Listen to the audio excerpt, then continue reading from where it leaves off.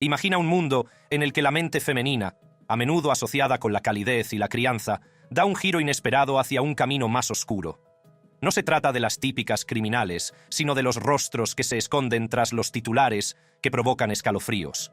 Acompáñenos mientras le hablamos de algunas de las convictas más perturbadas y le mostramos las entrevistas que revelan los escalofriantes detalles de sus motivos, sus acciones y las mentes que albergaban la capacidad de la oscuridad. Aileen Wuornos. Lo que sea que esté más allá, sé que va a ser bueno porque no hice nada tan malo como dicen que hice lo correcto. Desde finales de 1989 hasta finales de 1990, una serie de horripilantes crímenes se desarrollaron en el centro de Florida, dejando un rastro de muerte y desesperación a su paso. La agresora no era otra que Aileen Wuornos. 7 hombres blancos de mediana edad vieron brutalmente truncadas sus vidas. Richard Mallory, propietario de una tienda que recogió a una prostituta en la Interestatal 75, fue la primera víctima. Los crímenes de Aileen no fueron actos de violencia al azar. Su objetivo eran los hombres que creía que iban a hacerle daño a ella o a otras mujeres. En su mente se veía a sí misma como una justiciera, una protectora de los vulnerables. Pero, ¿qué la llevó a cometer actos tan atroces? La infancia problemática de Aileen y su vida como prostituta la habían dejado marcada física y emocionalmente. Los horrores que había sufrido a manos de los hombres habían hecho mella en su psique, llevándola al límite de la cordura. En su mente, creía que actuaba en defensa propia, un intento desesperado de protegerse a sí misma y a los demás de los abusos y violaciones que había sufrido. Los crímenes de Aileen no fueron premeditados. Fueron actos de desesperación, alimentados por un miedo profundamente arraigado y un deseo de supervivencia. Se veía a sí misma como víctima de una sociedad que no la había protegido, y se tomó la justicia por su mano. El frenesí mediático que rodeó el caso de Aileen no hizo sino echar más leña al fuego. Su historia cautivó a la nación, y algunos simpatizaron con su difícil situación, mientras que otros la condenaron como un monstruo. Pero en medio del sensacionalismo y la especulación, la verdad seguía siendo que Aileen Wuornos era una mujer profundamente perturbada, impulsada a cometer actos de violencia por toda una vida de dolor y sufrimiento. El juicio de Aileen fue un espectáculo. La acusación la presentó como una asesina despiadada, mientras que la defensa argumentó que era una víctima de las circunstancias. El veredicto del jurado acabaría sellando su destino, condenándola a muerte. En su última entrevista, profundizó en sus opiniones sobre el sistema, la sociedad y los fallos que contribuyeron a su trágica vida. En la reveladora entrevista, afirmó abiertamente que la policía era consciente de sus acciones tras la muerte de Richard Mallory, pero le permitió continuar con su juerga asesina. Afirmó que su transformación en asesina en serie fue orquestada, sugiriendo un siniestro encubrimiento. Aileen detalló la supuesta presión sónica y el acoso que sufrió mientras estuvo encarcelada, pintando un inquietante cuadro de tortura psicológica. A medida que se desarrollaba la conversación, Aileen insinuó que había habido vigilancia antes de su matanza y acusó a las fuerzas del orden de complicidad. Defendió sus actos, insinuando una retorcida forma de autodefensa y represalia contra un sistema que, en su opinión, saboteó su vida. A pesar de cambiar su historia, Aileen mantuvo su sentimiento de víctima y expresó su frustración por la falta de un juicio justo y la explotación de su historia en libros y películas. Saboteasteis mi culo, la sociedad y la policía, y el sistema. Una mujer violada fue ejecutada y se utilizó para libros y películas y mierdas. Fue ejecutada el 9 de octubre de 2002 mediante inyección letal tras pasar más de 10 años en el corredor de la muerte de Florida. Angela Simpson.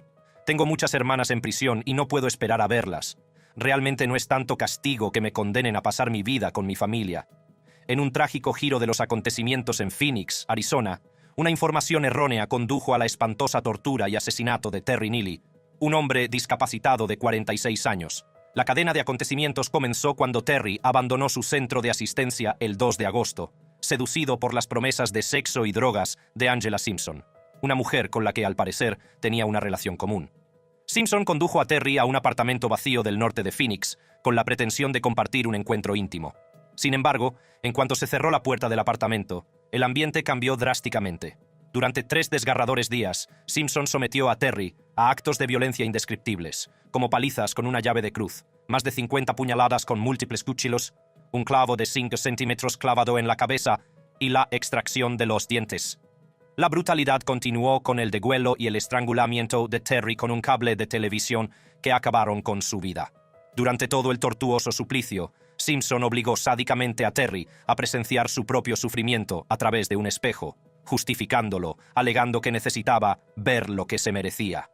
Tras la muerte de Terry, Simpson profanó aún más sus restos desmembrando sus brazos y piernas, depositando la horrible escena en un contenedor detrás de la iglesia Covenant of Grace. Sentada en la austera sala de interrogatorios, Angela Simpson comenzó a relatar los acontecimientos que condujeron a la espantosa muerte de Terry.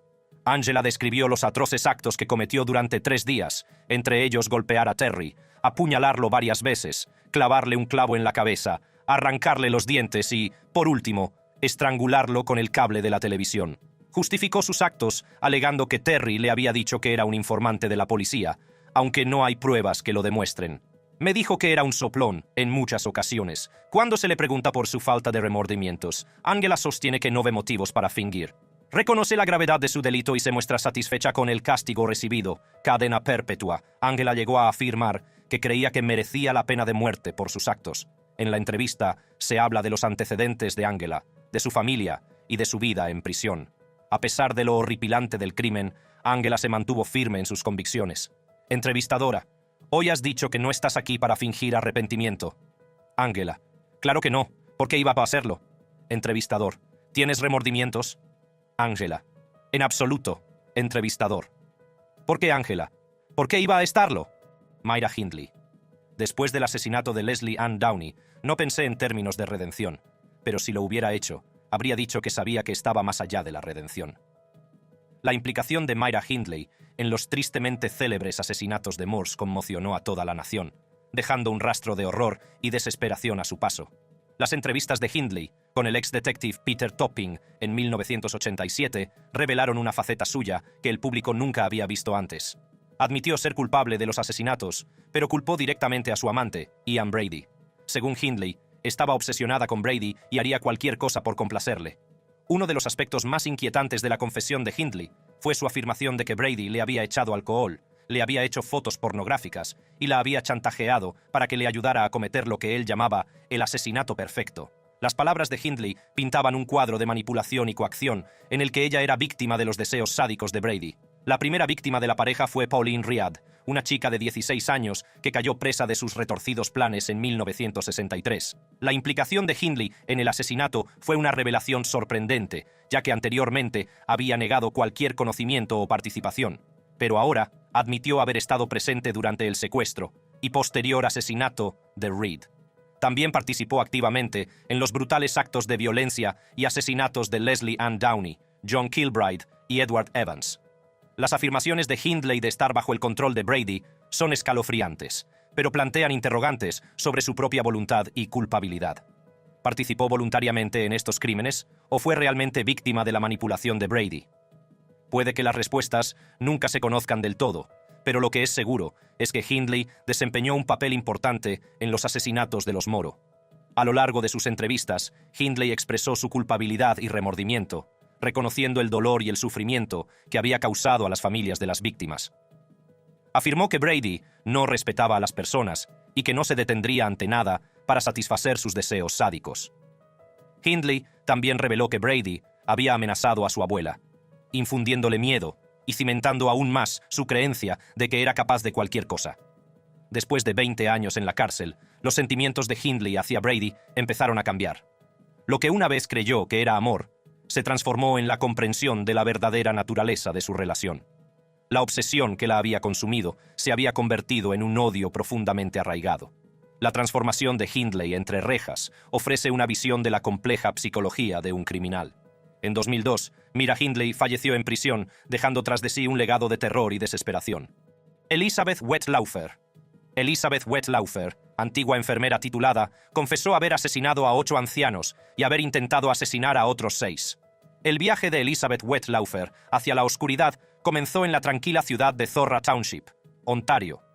Nacida y criada en un hogar religioso, tuvo una educación aparentemente normal. Sin embargo, bajo la fachada de normalidad, una oscuridad se estaba gestando en su interior. La formación religiosa de Wettlaufer desempeñó un papel importante en la configuración de su vida. Obtuvo una licenciatura en asesoramiento sobre educación religiosa, que le proporcionó una perspectiva única sobre el comportamiento humano y las complejidades de la mente humana. Poco se imaginaba que estos conocimientos serían más tarde tergiversados y utilizados con fines siniestros. Su camino dio un giro cuando siguió la carrera de enfermería, estudiando en el Conestoga College. Fue durante su época de enfermera cuando la verdadera naturaleza de Wetlaufer empezó a aflorar. Luchó contra el abuso de sustancias y el alcoholismo, lo que finalmente la llevó a la ruina. En 2014, Wetlaufer fue despedida de su trabajo en Care St. Care, un centro de cuidados de larga duración, tras administrar la medicación equivocada a un paciente. Este incidente marcó un punto de inflexión en su vida, ya que se sumergió aún más en un mundo de oscuridad y desesperación. A medida que la vida de Elizabeth Wetlaufer se desmoronaba, sus actos tomaron un cariz siniestro que conmocionaría al país. Comenzó a inyectar insulina a algunos de los vulnerables pacientes que atendía, un acto letal que les causó la muerte o graves lesiones. El reino del terror de Wetlaufer duró casi una década, de 2007 a 2016. El número de vidas que cegó y la crueldad con la que llevó a cabo sus crímenes le valieron el título de una de las peores asesinas en serie de Canadá. En 2016, el oscuro secreto de Wetlaufer salió finalmente a la luz. Fue detenida y confesó sus atroces actos, dejando un rastro de conmoción e incredulidad a su paso. La justicia no tardó en reaccionar y la condenó a 8 cadenas perpetuas. Durante su entrevista con las autoridades, Wetlaufer admitió conocer la diferencia entre el bien y el mal, pero afirmó que sufría impulsos incontrolables que la impulsaban a matar. Agente, ¿sintió que estaba haciendo lo correcto para estas personas? Wetlaufer: No, sentí que estaba haciendo lo que se suponía que debía hacer. Mientras tanto, Wetlaufer mantenía una actitud tranquila y distante, relatando sus crímenes con una inquietante despreocupación. Su tono carente de emoción y su actitud despreocupada ante la gravedad de sus actos dejaron a los espectadores incrédulos. Es como si hablara de tareas mundanas y no de las vidas que ha segado. Susan Atkins: Le había atado las manos con una toalla y luego me ordenaron que lo matara, y levanté el cuchillo que tenía en la mano y no pude bajar el cuchillo. No podía bajarlo. Era como si hubiera una fuerza allí que sostenía mi muñeca, y yo no podía. Susan Atkins fue miembro de la infame familia Manson. En una entrevista concedida a Fraternal Affairs por Morton Bain, reveló los detalles del día del crimen. Era el verano de 1969 y el aire estaba cargado de tensión. Eran un grupo de almas perdidas bajo el hechizo de Charles Manson. Aquella noche, Manson envió a Tex Watson, Patricia Krenwinkel y Susan a la casa de Sharon Tate, y estaban cableados por las drogas, listos para cumplir sus retorcidas órdenes. A medida que se acercaban a la residencia de Tate, una sensación de presentimiento flotaba en el aire. Sabían lo que iban a hacer, pero todavía no se habían dado cuenta de la gravedad del asunto. El plan de Manson era instigar una guerra racial asesinando a gente en sus casas y echando la culpa a los Panteras Negras. Eran sus peones en este yugo enfermizo. La primera víctima que el grupo encontró fue Stephen Parent, que estaba en un coche fuera de la casa. Tex Watson le quitó la vida rápidamente, y la adrenalina corrió por sus venas. Entraron en la casa y la escena era caótica. La gente estaba atada, y el miedo se reflejaba en sus rostros. Manson había encomendado a Susan la tarea de matar a un hombre llamado Jay Sebring, pero cuando llegó el momento, no pudo hacerlo. Se produjo un forcejeo y Tex Watson intervino. Se encontró sentada con Sharon Tate, que estaba embarazada en ese momento. Ella suplicó por su vida y la de su hijo nonato. En ese momento Susan no sintió empatía ni remordimientos y se vio atrapada en algo que escapaba a su control, un peón en el retorcido juego de Manson. Recuerdo que no sentía nada, no sentía absolutamente nada por ella, y ella suplicaba por su vida y por la vida de su bebé. Los gritos resonaron en la casa mientras Tex Watson apuñalaba a Sharon Tate hasta la muerte. La brutalidad de todo era inimaginable. Fue una noche de pura maldad orquestada por un hombre que nos había retorcido la mente y el alma. Cuando Susan relató los hechos, le invadió un profundo sentimiento de remordimiento y culpabilidad. Tardó años en comprender la gravedad de sus actos y las vidas que había cegado. No soy la mujer que era en 1969. Soy una nueva criatura en Cristo. He vuelto a nacer espiritual, mental y casi físicamente, aunque mi exterior no ha cambiado. Beth Thomas, mamá y papá. Entrevistador: ¿qué te gustaría que les pasara? Beth: morir. Beth Thomas era una niña de 6 años que intentó asesinar a su hermano pequeño. La traumática infancia de Beth, marcada por graves abusos y abandono, la llevó a mostrar un comportamiento psicopático y a expresar el deseo de matar a sus padres adoptivos. Beth Thomas nació hacia 1982, en un mundo de crueldad inimaginable. Su padre biológico, un hombre cuyo nombre está grabado en la infamia, la sometió a abusos y negligencias indecibles. En las sombras de su propio hogar, la inocencia de Beth se hizo añicos, sustituida por una oscuridad que la consumiría. Se me insinuó.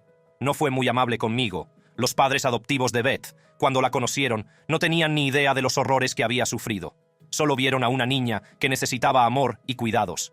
Querían darle la oportunidad de una vida mejor, demostrarle que no todas las personas son monstruos.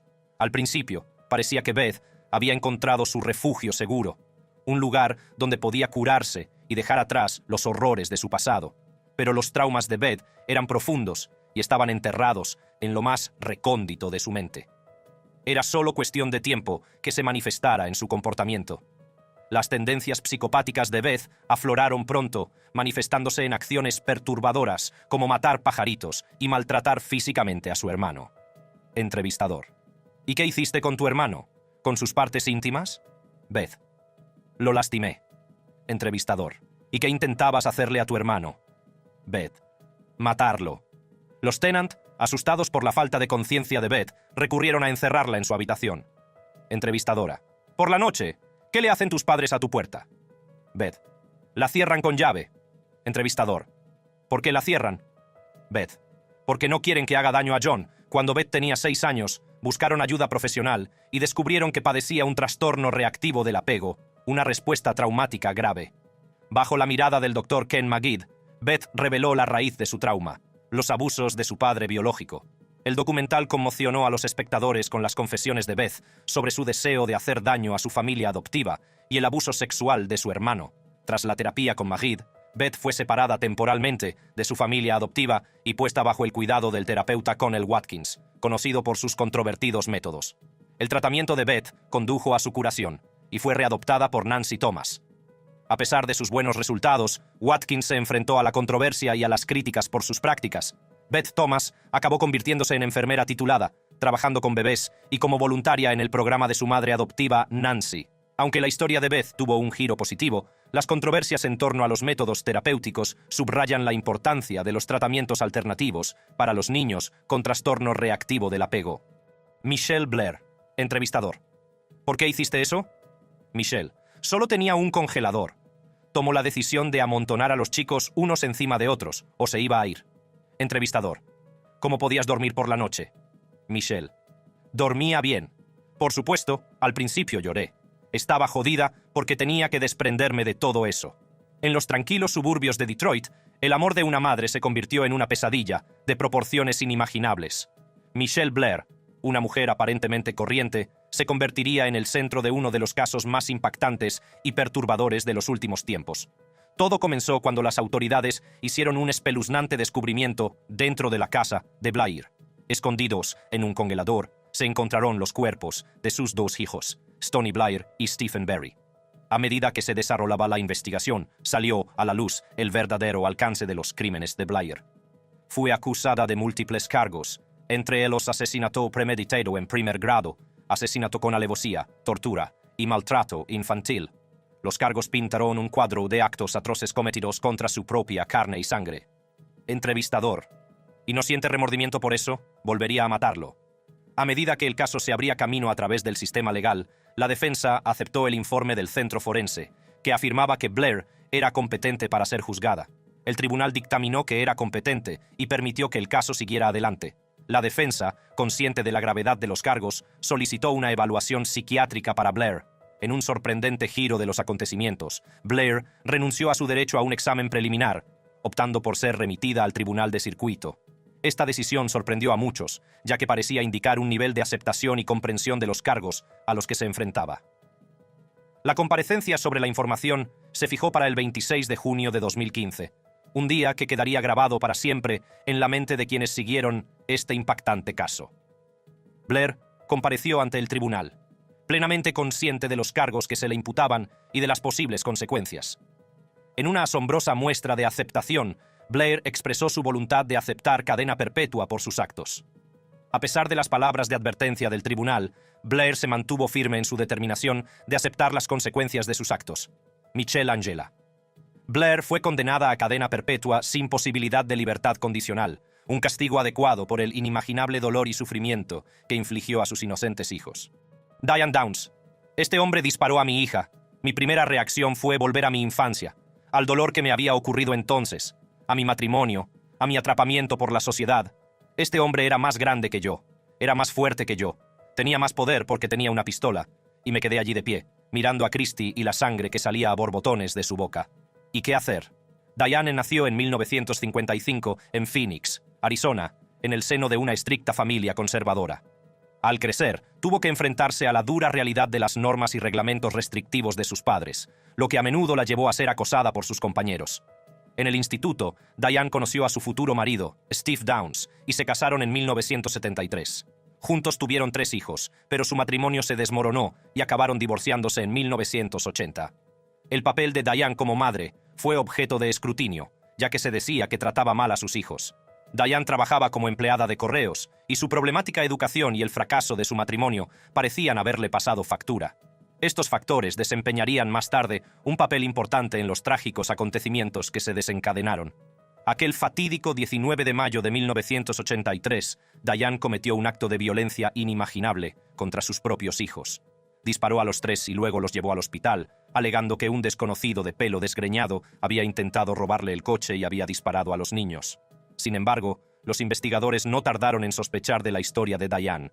Empezaron a aparecer incoherencias que ponían en duda sus afirmaciones. A medida que se acumulaban las pruebas, quedaba claro que Diane no era la víctima inocente que aparentaba ser. La verdad sobre sus motivos conmocionaría a la comunidad. En 1984, Diane Downs fue detenida y condenada por asesinato y otros cargos. El tribunal creyó que el motivo de sus atroces actos era su amor obsesivo por un exnovio. Los fiscales argumentaron que quería librarse de sus hijos para continuar su romance con el hombre casado. Durante el juicio, la hija superviviente de Diane, Christy, testificó valientemente contra su propia madre, aportando pruebas cruciales que ayudaron a asegurar la condena. Fue un calvario desgarrador para Christy, que tuvo que enfrentarse a la persona en la que más confiaba. Con Diane Downs entre rejas, las secuelas de su condena trajeron una mezcla de alivio y preguntas persistentes. Condenada a cadena perpetua, con posibilidad de libertad condicional, a los 25 años, a Diane se le han denegado repetidamente las audiencias de libertad condicional. Su caso sigue cautivando la atención pública debido a su persistente negación de culpabilidad.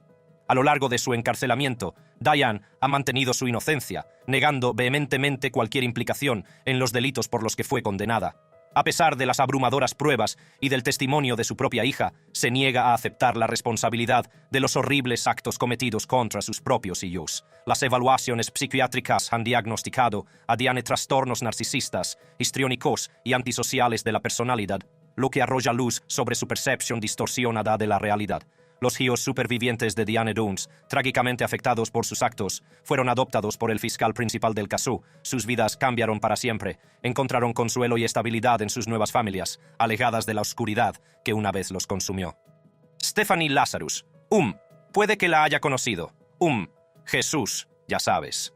En los bajos fondos del crimen hay historias que conmocionan y cautivan, y el caso de Stephanie Lazarus no es una excepción. Todo empezó a finales de los 60 cuando Stephanie Lazarus y John Rutten se cruzaron como estudiantes en la UCLA y estrecharon sus lazos. Sin embargo, el destino tenía otros planes para ellos. John Rutten conoció a Sherry Rasmussen, una joven vibrante y ambiciosa, y se casaron en noviembre de 1985, pero Stephanie Lazarus no podía dejarlo ir. Albergaba profundos sentimientos por John, incluso después de su matrimonio con Sherry. Aquel fatídico 24 de febrero de 1986, la vida de Sherry Rasmussen se truncó brutalmente. La encontraron golpeada y con 3 disparos. El Departamento de Policía de Los Ángeles creyó inicialmente que se trataba de un robo frustrado, pero el padre de Sherry, Nels Rasmussen, tenía una teoría diferente. Nels Rasmussen sospechaba que Stephanie Lazarus estaba implicada en el asesinato de su hija, pero sus sospechas fueron recibidas con escepticismo, y el caso se enfrió, dejando a la familia de Sherry desesperada por respuestas. Los años se convirtieron en décadas, y la verdad permaneció enterrada. Stephanie Lazarus continuó su carrera en la policía de Los Ángeles, ascendiendo hasta convertirse en detective. Pero la justicia tiene una forma de ponerse al día, incluso en los rincones más oscuros. En 2009, surgió un rayo de esperanza cuando nuevos detectives examinaron de nuevo las pruebas. Las piezas del rompecabezas empezaron a encajar, y Stephanie Lazarus se convirtió en la principal sospechosa. Durante la investigación inicial, la atención se centró en un robo que había salido mal. Pero cuando los detectives profundizaron, se dieron cuenta de que la escena del crimen no se correspondía con un robo típico. La investigación dio un giro radical cuando aparecieron las pruebas de ADN. El ADN de la taza coincidía con una marca de mordedura encontrada en el cuerpo de Sherry Rasmussen, una escalofriante conexión que apuntaba directamente a Lazarus. En 2009, el mundo de Stephanie Lazarus se vino abajo al ser detenida por el asesinato de Sherry Rasmussen. Pero la historia no termina ahí. A medida que se desarrollaba el juicio, salieron a la luz inquietantes acusaciones de mala conducta policial y manipulación de pruebas. Se reveló que pruebas que podrían haber implicado a Lazarus con anterioridad podrían haber sido eliminadas de los archivos policiales. Los padres de Sherry, Nels y Loretta Rasmussen lucharon por que se hiciera justicia y presentaron una demanda contra la policía de Los Ángeles. Pedían responsabilidades por la mala gestión del caso y por el dolor que había causado a su familia. Sin embargo, sus esfuerzos se encontraron con la decepción de que la demanda fue desestimada por haber prescrito. Otra figura clave en esta oscura historia es Jennifer Francis, la criminalista que encontró las pruebas de ADN cruciales de la marca de la mordedura. Ella también se enfrentó a represalias y presiones de la policía para favorecer a determinados sospechosos. Uno de los momentos más escalofriantes del juicio se produjo cuando Stephanie Lazarus subió al estrado para defenderse. En una sorprendente revelación, admitió que seguía enamorada de John Ruetten, incluso después de su matrimonio con Sherry. La sala se quedó incrédula cuando Lazarus reveló que ella y Ruetten habían mantenido un encuentro sexual después de la muerte de Sherry. A lo largo del juicio, la acusación presentó un caso convincente, destacando las pruebas condenatorias contra Lazarus. La defensa, sin embargo, luchó con uñas y dientes para poner en duda las pruebas y los motivos de los investigadores. En 2002, fue declarada culpable de asesinato en primer grado y condenada a entre 27 años y cadena perpetua, lo que garantizaba que pagaría por sus crímenes. Estas fueron pinceladas de algunas de las inquietantes entrevistas con mujeres malvadas. Gracias por seguir con nosotros. Si disfruta con nuestro contenido, nuestros vídeos más recientes están a un solo clic.